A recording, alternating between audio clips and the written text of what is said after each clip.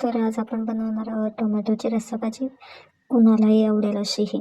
आपण अगोदर स्वच्छ टोमॅटो धुवून पाण्यात धुवून घेतले, त्याचे काप केलेत, थोडे जाडसरच ठेवलेत. त्यानंतर कढईमध्ये तेल टाकले. तेल तापले की त्यात मोहरी, जिरे, मिरची पावडर, हळद पावडर, कढीपत्ता टाकला. कापलेले टोमॅटो त्यात टाकले.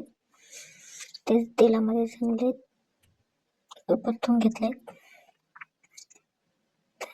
तोपर्यंत आपले टोमॅटो शिजतात तोडते आपण वाटण करून घ्या. मिरची, शेंगदाणे, लसूण मिक्सरमध्ये टाकून त्याचं बारीक वाटण करून घेतलं.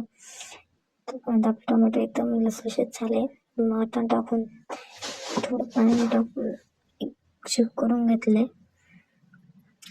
मसाले एकदम अशी चविष्ट लागणारी टोमॅटोची रस्सा भाजी. त्यात कोथिंबीर, मीठ आणि थोडासा गुळ आणि जी भाजी आंबट होती ती एकदम अशी आंबट कोणाला आवडत नाही तर ती गोडसर होती. चांगली उकळी आली की आपली भाजी तयार.